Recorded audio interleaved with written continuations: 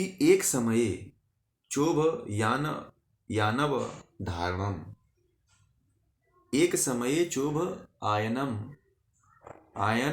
धारणम, चोभायनव धारणम, यानी कि एक समय का तात्पर्य है एक समय में, एक काल में, च मतलब और, उभय अनवधारणाम, उभय अनवधारणाम, इसके तोड़ करके बता रहे हैं कि दोनों का, यानी कि दोनों का, यानी कि विषय का और चित्त का ज्ञान नहीं हो सकता।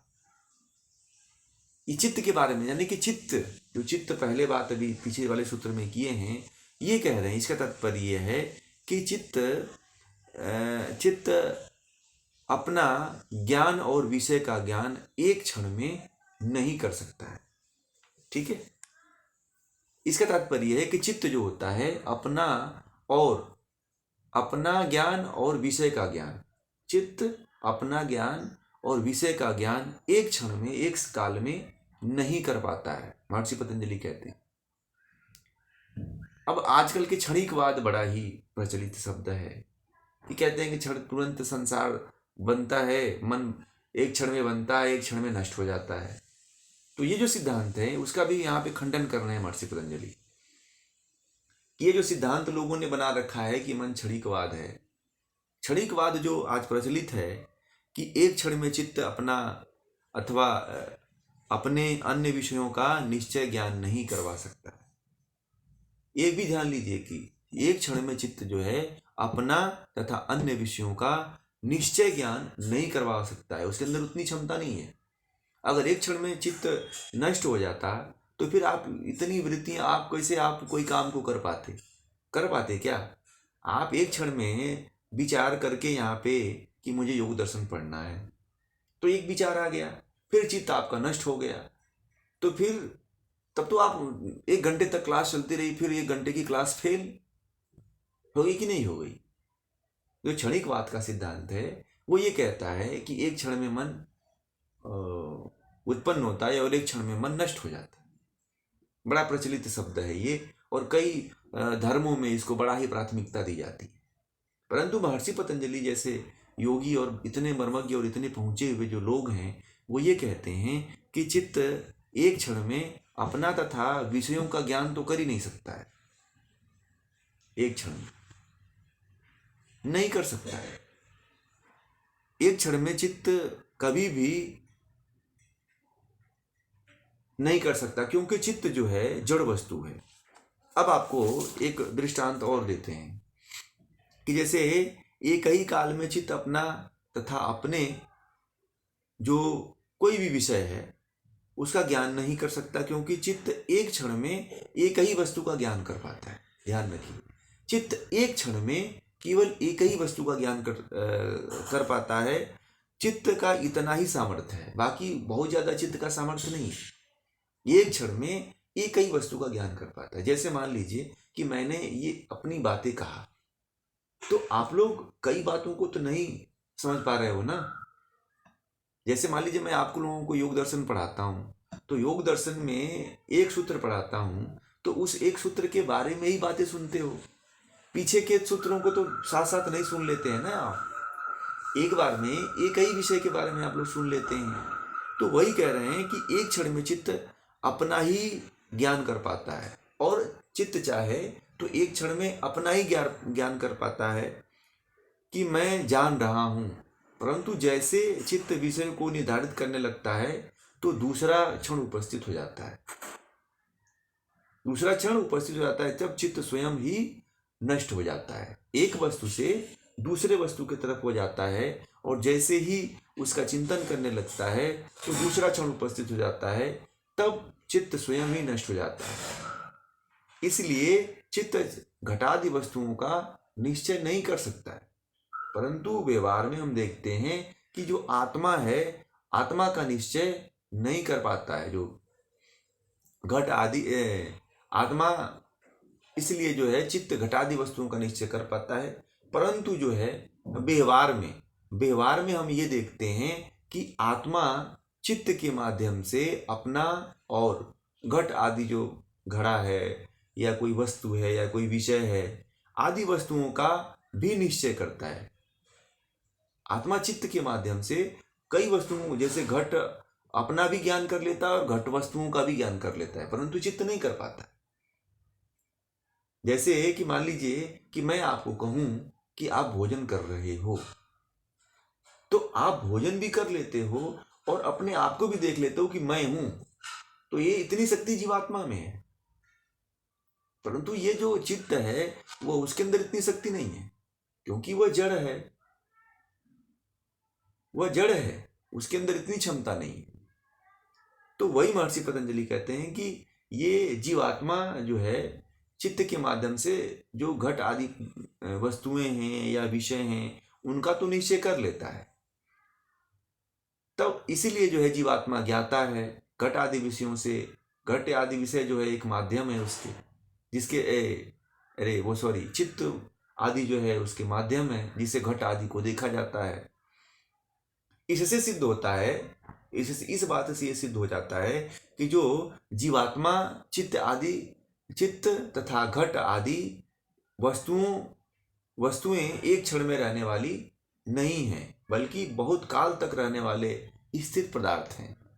यदि चित्त ही ज्ञाता होता तो वह क्षण अस्थायी होता, अगले क्षण में ज्ञाता चित्त के नष्ट हो जाने पर ज्ञान प्राप्त करने वाला, स्मरण करने वाला नहीं होगा। कौन होगा बताइए। अब ये बात एक चीज और आपको बता दें कि इसमें महर्षि पतंजलि के कहने का तात्पर्य है कि चित्त जो है एक क्षण में एक ही वस्तु का ज्ञान कर सकता है, वो भी आत्मा के संलग्नता के साथ। एक क्षण में अगर चित्त मान लीजिए कि एक वस्तु को देखता है, दूसरे क्षण में दूसरी वस्तु उपस्थित हो जाती है। इसलिए चित्त को पीछे वाले सूत्र में कहा गया है कि चित्त ज्ञानवान नहीं है। चित्त क्या है? चित्त जड़ है, वह दो विषयों का ज्ञान नहीं कर सकता। एक क्षण में चित्त अपना और जो विषय हैं इंद्रियों का ज्ञान नहीं कर सकता। उसमें आत्मा जब तक संलिप्त नहीं होती है तब तक ज्ञान नहीं कर सकता। जैसे मान लीजिए कि आपको चोट लगी, किसी इंद्रिय में चोट लगी, मान लीजिए हाथ आपका कट गया, अंगुली कट गया। अंगुली जब कट जाता है हाथ का तो उसमें क्या होता है? अंगुली के कटने के बाद जो है दर्द होता है। तो दर्द को कौन महसूस करता है? जीवात्मा महसूस करती है कि नहीं करती है? तो दर्द होता है तो आप कराहने लगते हो, चिल्लाने लगते हो कि मेरी तो उंगली कट गई। परंतु जो इंद्रियां हैं, इंद्रियों को अनुभव नहीं होता है। कभी कभी देखिएगा कि आप सब्जी काट रहे हैं या कुछ और चीज काट रहे हैं, तो इसमें काटते हुए आपने ये भी देखा होगा कि उंगली कट जाती है। जब दर्द होता है तब पता चलता है कि उंगली कट गई है। अभी ठंडी का मौसम है, बहुत लोग जो है लोगों को जो है चोट लग जाती है तो नहीं पता चलता है, कहीं खरोच आ जाती है तो नहीं पता चलता है। होता है कि नहीं होता है? आप लोगों ने अनुभव ऐसा किया होगा। तो कभी कभी ऐसा होता है कि जब तक जीवात्मा का संलग्नता न रहे तब तक जो है इंद्रियां अपने किसी वस्तु का, अपने किसी ज्ञान का आभास नहीं कर सकती। महर्षि पतंजलि वही कह रहे हैं कि चित्त जो है अपना ज्ञान और विषय का ज्ञान एक क्षण में नहीं कर सकता, कई क्षण लगते हैं उसको जानने में। मान लीजिए भी तुरंत आपका हाथ कटा तो तुरंत उसको समझते नहीं है। सब्जी काट रहे हैं, हाथ कट गया, जब दर्द होता है तब पता चलता है कि हाथ कट गया। तो कुछ समय लगते हैं ना, क्षण लगते हैं। हाथ कटने के बाद कुछ क्षण लगते हैं कि हाँ मतलब कि हमें हाथ कट गया, हमें दर्द होने लगा, और तब व्यक्ति चिल्लाता है, कटने के बाद चिल्लाता है। होता है कि नहीं होता है? छोटे बच्चों को देखिएगा, छोटे बच्चे जब खेलते हैं, जब गिरते हैं तो उनको पता नहीं चलता है। जब कुछ देर के बाद तब उठ खड़ा होंगे, जब उनको दर्द महसूस होता है तब जाकर के मम्मी आदि पापा के पास चिल्लाते हो जाते हैं।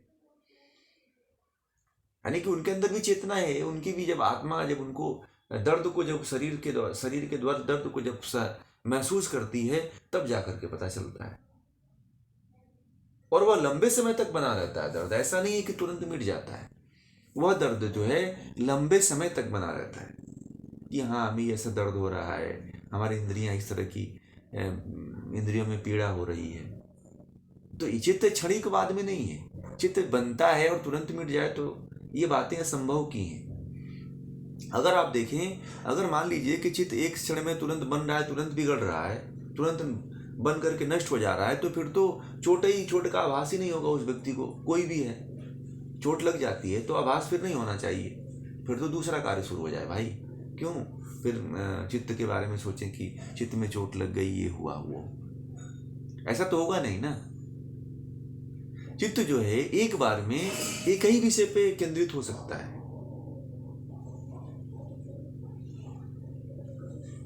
जैसे एक उदाहरण देख लीजिए, जैसे एक और उदाहरण मैं आप लोगों के अंदर देता हूं कि मान लीजिए कि आप कुछ बात कहे, मान लीजिए किसी से बात कर रहे हैं और एक बात आपके मुंह से निकल गई, ठीक है, बात ये निकल गई कि तुम चोर हो। अपने दोस्त को आपने कह दिया कि तुम चोर हो। अब वो क्या हुआ कि आपने चोर तो कह दिया, ठीक है, वो सुन लिया। सुनने के बाद देखिएगा 5-10 मिनट बाद प्रतिक्रिया देता है वो, और तुरंत उसके बाद आपको भी चोर कह देता है। अब स्त्री पुरुष है, अब स्त्री पुरुष को कुछ कह देती है तो पुरुष को कह सुन तो ले, सुनता है, क्षण समय लगता है, तुरंत नष्ट नहीं हो जाता है। आपस में स्त्री पुरुष को देखिएगा, जब झगड़े करते हैं आपस में तो कोई बात होती है तो स्त्री मान लीजिए पुरुष को या पुरुष स्त्री को कह दे तो कुछ समय तक जो है बात को सुनते हैं, फिर वो गुस्से में आते हैं।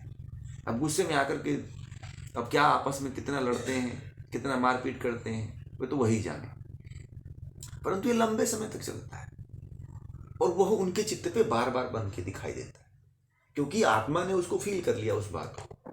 मान लीजिए अपने दोस्त को आपने कहा कि तुम चोर हो, ठीक है, आपको उस कह दिया और उस समय तो वो सुन लिया, तुरंत प्रतिक्रिया नहीं दिया।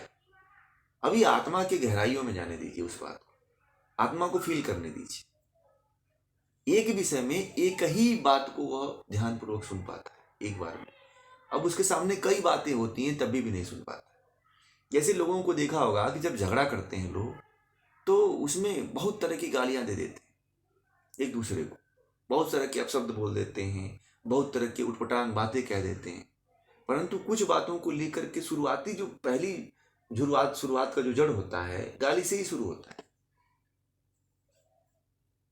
गाली से ही, उल्टा सीधा बोलने से ही कलह, द्वेष, ईर्ष्या, जलन, मार पीट, क्रोध आदि उत्पन्न होते हैं। तो इन सब बातों को जो है व्यक्ति मन में तुरंत नहीं, बोल देने के बाद कुछ देर तक तो वो सुनता है, ये मुझे बोल कैसे दिया, मैं इसको बताता हूं। फिर इसका जो है चित्त पे इसका असर जो है लंबे समय तक बना रहता है, क्योंकि जीवात्मा इसके साथ संलग्न है। एक इसीलिए कहा गया है, महर्षि पतंजलि ये बात कर रहे हैं कि चित्त जो है, चित्त अपना ज्ञान तथा विषयों का ज्ञान एक क्षण में नहीं कर सकता है। अब ये बात तब लगती है जब जीवात्मा महसूस करता है। अब ये बात मान लीजिए कोई कह दिया कि तुम चोर हो, तो ये अब आपके दिल पे बात लग गई, आपके स्वाभिमान को तुरंत ठेस लग गया। फिर आपके अंदर जो अहंकार छिपा हुआ है वो ये कहता है कि ये तुमको चोर कह दिया, ये बहुत बड़ी बात कह दिया। अब वो जब इतनी बात सुनता है तब जाकर के वो क्रोधित होता है और लंबे समय तक उसके प्रति बदला लेने की सोचता रहता है, और जब तक उसको कह न दे, जब तक उसको मार न दे, तब तक वो मानता नहीं है। ऐसा होता है। तो ये अगर इस तरह का भी अगर आपके अंदर होता है तो ये समझिए कि अभी आप जड़ पदार्थ में ही जी रहे हैं, और जड़ पदार्थों के विषयों को लेकर के ही व्यक्ति लड़ रहा है और मर रहा है। संसार में देखिएगा कि जो साधु व्यक्ति होते हैं, साधु व्यक्तियों को आप कुछ भी बोल दो वो उलझते नहीं है, क्योंकि उनको पता होता है कि ये सब जड़ पदार्थ हैं, और ये सांसारिक जो लोग हैं वो जड़ पदार्थों में रचे पचे हैं। तो इसीलिए संसार के लोग जो है जड़ पदार्थों की बात करते हैं, जड़ पदार्थों का ही व्यवहार करते हैं, जड़ पदार्थों से ही बोलते हैं, जड़ पदार्थों का ही अन्य लोगों के साथ व्यवहार करते हैं। इसलिए साधु जो है जन सामान्य से दूर होकर के अकेले एकांत में, रण में, वन में, पहाड़ों में, गुफाओं में छिप करके तप आदि किया करते, कि जन संपर्क होगा तो लोगों से कलह आदि उत्पन्न होगा, ईर्ष्या आदि उत्पन्न होगा। इसलिए अपने आप को दूर करके तप आदि करते हैं और चेतना के द्वारा जो है, जो इस तरह के जो उसके अंदर भाव उठते हैं तो उस भाव को खत्म कर देता है और ये मान लेता है कि चित्त अलग है, जीवात्मा अलग है, प्रकृति अलग है। और हम किसी को कुछ उल्टा सीधा बोल देते हैं, चोर आदि बोल देते हैं या कुछ और शब्द बोल देते हैं, फिर तो वो फिर और हम उसके इंद्रियों के गहरे जाल में फंसते चले जाते हैं और इस तरह से हम कभी निकल ही नहीं पाते हैं। एक व्यक्ति बताऊं, एक व्यक्ति गाली का बदला नहीं ले, एक व्यक्ति ने गाली दिया, दूसरे व्यक्ति ने उसको 2-4 लोगों को पकड़ करके घेर करके उसको पीट दिया। अब वो पहला व्यक्ति ने पीट दिया, दूसरे व्यक्ति ने पीट दिया, पहले व्यक्ति ने गाली दिया। अब दूसरा पहला जो व्यक्ति है वो भी अपने दोस्तों को लेकर के आएगा, वो भी पिटाई करेगा। ऐसे ही क्रम ये कलह और क्रोध का, ये मारपीट का क्रम जारी रहेगा। क्यों? क्योंकि अज्ञानता है। क्योंकि अगर गाली किसी ने दिया तो गाली सुनने वाला व्यक्ति अगर ये जान जाए कि ये तो जड़ पदार्थ है, अगर ये आप जड़ पदार्थ अगर मान भी लेते हैं तो आप बहुत बड़े द्वंद्वों से बच करके अपने आप को उद्धार कर सकते हैं। कितने लोगों की गाली सुनेगा, कितने लोगों से लड़ोगे आप? ये दुनिया उलझाने वाली है, उलझ के नहीं मरना है। आपको ये पता नहीं है कि कितने जन्म लग गए आपको उलझे उलझे। आपको ये पता नहीं है कि कितने जन्म जन्मांतरों से आप उलझे हुए हो एक दूसरे के साथ। जो है उलझे हो कि नहीं उलझे हो, बार बार किसी ना किसी से झगड़ा हो जाता है, बार बार किसी से द्वेष हो जाता है, बार बार किसी बात को लेकर के आप सालों साल तक उसी बात को लेकर चिंतन करते रहते हो। आजकल महिलाएं जो है छोटी छोटी बातों को लेकर लंबे समय तक अपने जेहान में रखे रहती हैं कि फलां ने हमारे हस्बैंड ने मुझे ऐसे कहा था, और उसको सिर पे जैसे कि बोझ रखा जाता है ना, उस तरह से उसको लेकर ढोती रहते हैं। पुरुष है तो वो भी इस तरह की बातें कुछ अपने दोस्तों मित्रों को लेकर ढोते रहते हैं और मन में दुश्मनी पाल के रखते हैं कि मैं इसको बताऊंगा, इसने मेरा अपमान किया था। अगर दुर्योधन ने द्रौपदी की बात जो है, द्रौपदी की बात को नहीं गहराई तक लिया होता तो युद्ध नहीं होता। उसको ये था कि द्रौपदी ने मेरा मजाक उड़ाया था, इसलिए मैं इसको इससे बदला लूंगा। इसलिए भरी सभा में उसके साड़ी को खींच करके उसका अपमान किया गया था। तो ये जो है, ये कलह जो है, ये ईर्ष्या जो है, ये द्वेष जो है, महर्षि पतंजलि कहते हैं कि ये सारा का सारा जड़ है। जो ज्ञानी व्यक्ति है, जो महर्षि पतंजलि के समूह का व्यक्ति है, वो ये कहता है कि मैं कितना लड़ूं, इसके पीछे महाभारत भी हो गया, इसके पीछे राम रावण का युद्ध भी हो गया, परंतु ये मीठा थोड़ी। आप कितने जन्म लोगे, आप कितने जन्म लड़ोगे, आप किसी से लड़ोगे? हर गली चौराहे में लड़ने के लिए लोग तैयार हैं। हर गली चौराहे में गाली देते हैं लोग, हर गली चौराहे में लोग एक दूसरे को अपशब्द बोलते हैं, तो किसी से लड़ोगे आप? इसीलिए जो है ये लड़ना, ये झगड़ना, ये अपशब्द बातें और ये अगर जड़ मान गए इनको, और जड़ मान करके अगर आपने इनको छोड़ दिया तो आपका जीवन धन्य हो जाएगा। फिर आपकी जो यात्रा होगी वह परम आनंद की तरफ होगी, परम पुरुष की तरफ होगी, भगवान की तरफ होगी, ईश्वर की तरफ होगी। लोग इसको ही नहीं समझते हैं। अगर किसी ने किसी को एक शब्द बोल दिया ना, फिर तो भैया महाभारत खड़ी हो जाएगी। फिर तो अपने पूरे दलबल के साथ पूरे नेता नगाड़ी को सब लेकर के खड़े हो जाएंगे और सब जगह से फोन करवा देगा, मंत्री संतरी, भैया ये हमारे मंत्री परिचित हैं, इनको फोन लगाओ और इसको पुलिस थाने में ले जाके डंडा से पिटवाओ। और लोग समझते हैं कि ये हमको गाली दिया और इसको मरवा करके हमारी आत्मा को शांति मिलता है। ये तो बड़ी मूर्खता की बात है। कोई किसी को मरवा करके, कोई किसी को दंड दे करके उसको शांति नहीं मिलती है और वह शांत हो जाता है। बताएं कैसे? अगर आप ये समझते हो कि हमारे सामने किसी ने गाली दिया मुझे और मैंने भी उसको गाली दे दिया तो बराबर हो गया, तो ये आपकी मूर्खता है। आप उसी के कैटेगरी में, एक तो पहले सबसे पहले कि आप उसी कैटेगरी में आ गए, वो जैसा था आप वैसा बन गए। दूसरा, उसने जो गलत कार्य कर दिया, आपसे भी गलत कार्य करवा दिया, तो आपको दोनों तरफ से खत्म कर दिया ना आपको। तो बुद्धिमानी तो इसको कहते नहीं है। हाँ, अन्याय हो रहा है तो उसके लिए आप लड़िए, परंतु इस तरह से अन्याय में भी अगर कहीं से रास्ता निकले ना, अगर अन्याय को जहां तक हो सके सह करके निकलने की कोशिश करना चाहिए, परंतु जब ज्यादा आती हो जाए तो फिर उसका अंत ही करना चाहिए। ठीक है, फिर तो उसका अंत ही कर दीजिए, तभी आप कुछ आगे कर पाएंगे, नहीं तो नहीं कर पाएंगे। हमारा शास्त्र यही कहता है, भगवान श्री कृष्ण ने गीता में यही कहा है कि अगर उसको समझाया जा सकता है, उसको शांति से शांति स्थापित की जा सकती है तो करो, नहीं मानता है तो फिर तो उसका अंत करो, फिर तभी आपको शांति मिलेगी, तभी आप आगे के पथ पे बढ़ पाओगे। इसीलिए कभी कभी जीवन में जो है कोई बात हो तो उसको ज्यादा गहराई में नहीं लेना चाहिए। जो व्यक्ति इन जड़ पदार्थों को गहराई में लेके जीवन को जीता है, इन जड़ पदार्थों को अपना जीवन बना लेता है, जीवन का एक अभिन्न अंग बना लेता है जो व्यक्ति, वह व्यक्ति कभी ऊपर नहीं उठ पाता है। महर्षि पतंजलि कहते हैं कि वह संसार में ही उसका जीवन इसी के इर्द गिर्द रहता है। क्योंकि देखिए, अगर आप जो है दूसरे की बुराइयों को लेकर के भी आप चिंतित हो तो आप ये समझिए कि आप दूसरे के जड़ मन को अपने जड़ मन में स्थान दे रहे हो, तो डबल आपके पास जड़ता हो गई, और वह जड़ता आपको इतनी जड़ता में घुसा देती है, इतनी जड़ता में गिरा देती है कि जीवन इसी में नष्ट हो जाता है। इसलिए साण बन जाइए, इसलिए जो है महावीर बन जाइए, इसलिए बुद्ध बन जाइए।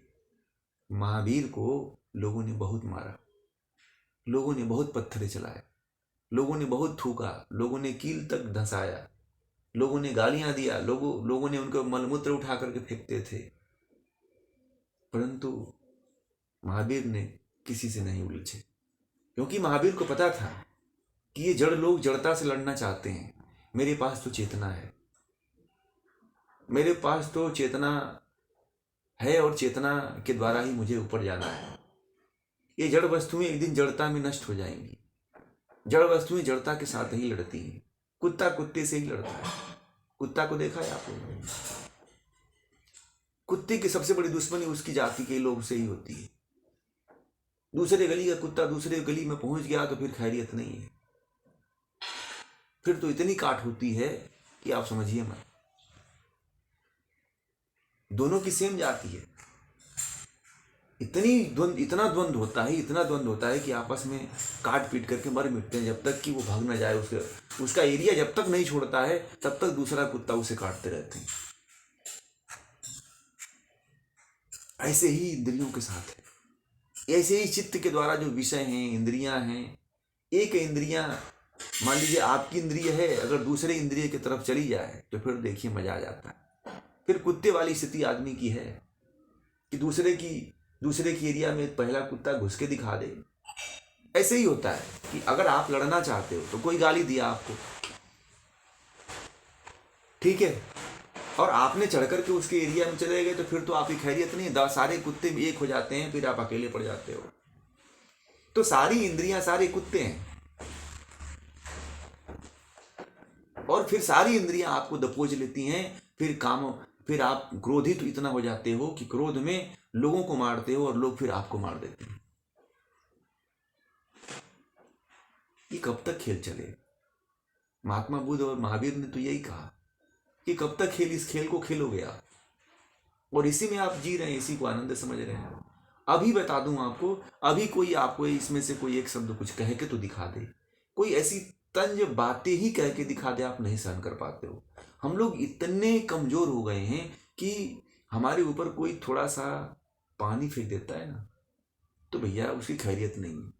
अगर कोई हमारे ऊपर कोई एक शब्द बोल के दिखा देता है हमारे बारे में, तो फिर तो आप उसकी बदला लेने की सोचते हो।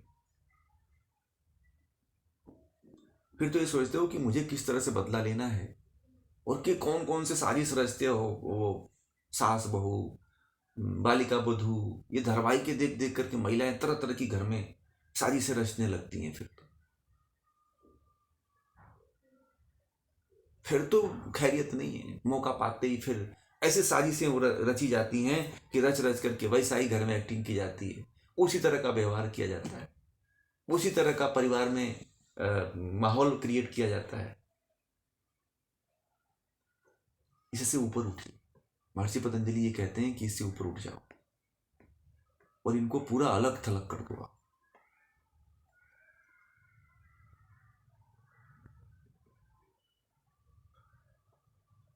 इस जड़ता से आप उठो ऊपर।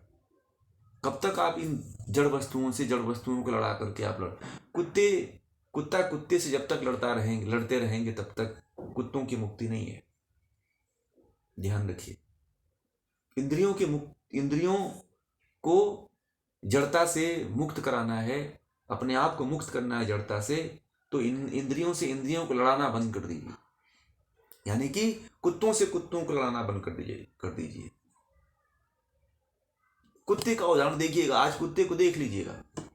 अगर आप लोग जो नहीं इस बात को उदाहरण को नहीं समझ पा रहे हैं तो इस बात को जरूर आप लोग ध्यान दीजिएगा कि एक आध कुत्तों को आप लोग जरूर देखें जाकर के। कोई कुत्ता है तो उसको जो है दूसरे कुत्तों के थोड़ा दूसरे कुत्तों के श्रेणी में डाल के देख लीजिए आप, फिर देखिए फिर क्या होता है। फिर उस कुत्ते को सारे कुत्ते मिलके जब तक काट नहीं लेते हैं तब तक चैन नहीं मिलेगा उनको, और जब तक वो एरिया छोड़ के भागेगा नहीं तब तक उसकी खैर नहीं है। ऐसा ही होता है, मैं बताऊं आप लोगों को। कभी कभी इनको गौर से देखा करिए, जो आपके आसपास जो जीव जंतु हैं, पशु पक्षी हैं, उनको देखा करिए, बहुत कुछ सीखने को मिलता है। तो फिर अगर आप कुत्ते को समझ गए तो आप फिर किसी से लड़ोगे ही नहीं। यही इंद्रियों के साथ हो रहा है हमारे साथ, आपके साथ। फिर किसी के साथ आप, महिलाएं कहती हैं कि हमारे घर में दिन भर लड़ाई होती रहती है। बहुत से जब प्रश्न का जैसे समय होते थे तो उसमें महिलाएं कहती थी कि सुबह मेरा जीवन जब से शादी हुआ 2-4 महीने ठीक हुआ, उसके बाद से लड़ाई चलती है। जिंदगी केवल घसीट कर चलती है। इन दूसरा किसी तरह झेल लो, अब शादी हो गई, अब कहाँ जाओगे। झेलने वाली बात आ जाती है, झेलते ही रहो बस। तो कहीं ना कहीं इसका एक ही विकल्प महर्षि पतंजलि कहते हैं कि वहां पे तो आप बुद्ध बन जाओ, वहां पे महावीर बन जाओ। जैसे सांड जब गली से गुजरता है तो बहुत से कुत्ते भौंकते हैं उसके प्रति, और वो बेचारा कुछ नहीं बोलता है, अपने मद में मस्त होकर के चलता ही है। वो किसी तरफ नहीं देखता है, कहीं भी किसी से नहीं उलझता है। किससे उलझेगा वो।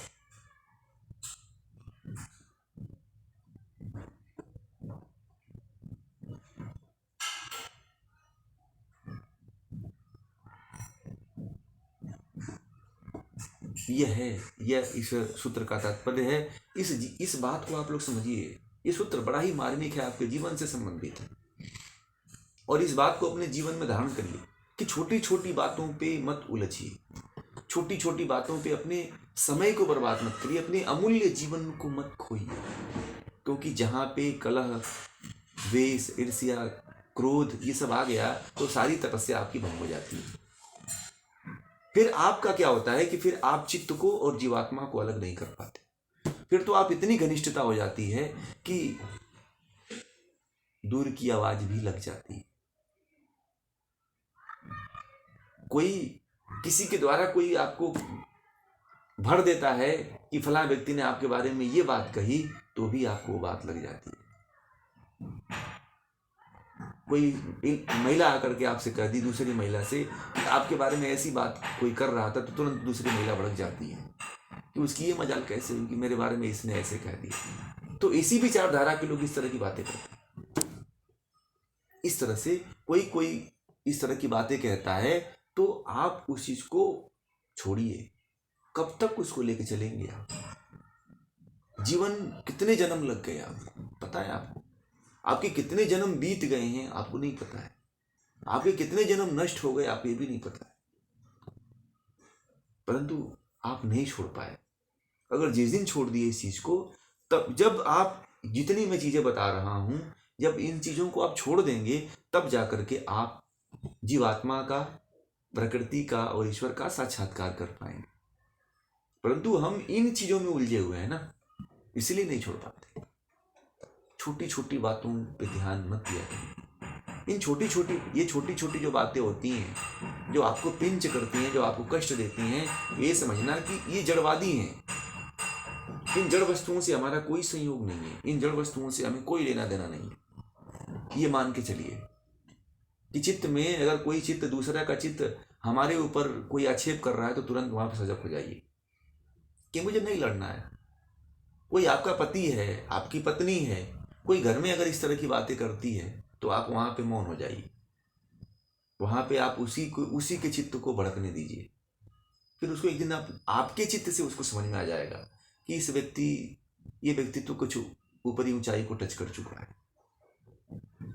क्योंकि ये हमारी तुच्छता है। क्योंकि वह तुच्छता करते करते उसको तुच्छता से ही अपने घिन होने लगेगी कि मैं कितना नीच हो गया हूं कि मैं इस तरह की बातें बोलता हूं और ये इस व्यक्ति के ऊपर कोई फर्क नहीं पड़ता। तो उसको आभास होगा, उसको ये ज्ञान होगा। ठीक है, ये बहुत बड़ा सॉल्यूशन बता रहा हूं आप लोगों को, और आजकल सबके साथ ये घटित हो रहा है। कोई कितना भी छिपा ले, यही होता ही है, चाहे उत्तर हो, चाहे दक्षिण हो, चाहे पूरब हो, चाहे पश्चिम। सबके साथ यही चल रहा है। क्यों? क्योंकि उसे नहीं पता है ये चीजें। महर्षि पतंजलि कहती है ये जान लो तुम। अब मूर्ख के साथ कुत्तों वाला खेल हम लोग कर रहे हैं।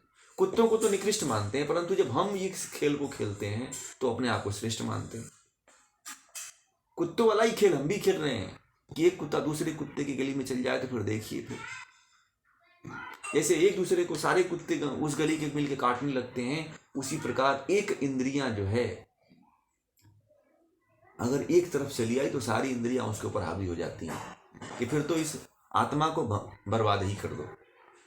देखिए, अगर आपके घर में एक लड़ाई होती है तो सारी इंद्रियां आके लड़ जाती हैं, फिर उसके प्रति गाली भी देते हैं, उसको मारते भी हैं, उसको थाने में भी जाते हैं, रिपोर्ट भी करवाते हैं, केस भी करते हैं, फिर सुपारी भी देते हैं कि इसको मरवा दो। फिर दूसरा एक और यत्न करते हैं कि जहर देने का भी प्रयास करते हैं, उसको आत्महत्या करने के लिए भी उकसाते हैं, उसको चाकू आदि बंदूक आदि लेकर के भी मारने के लिए भी कई बार प्रयास करते हैं। तो इस तरह की सारी चेष्टाएं व्यक्ति कर देता है, तो सारी इंद्रियां हावी होकर के उसके कर्मों को, उसकी जीवात्मा को जो है बर्बाद कर देती है। इस तरह से ये इतना अमूल्य जीवन है, इस जीवन को ऐसे मत खो। इस मूर्ख व्यक्तियों के साथ उस कुत्ते के खेल वाले खेल में इस कुत्ते का खेल खेल करके अपने जीवन को मत बर्बाद करिए। जड़ वस्तुओं के साथ जड़ता का ही व्यवहार करिए। जड़ के साथ कभी चेतन वस्तु को मत खोने दीजिए। जड़ वस्तु के साथ कभी चेतन वस्तु का समय मत बर्बाद करिए। बार बार ये कहता हूं कि बुद्ध बन जाइए, महावीर बन जाइए। महावीर को बहुत लोगों ने गाली दिया।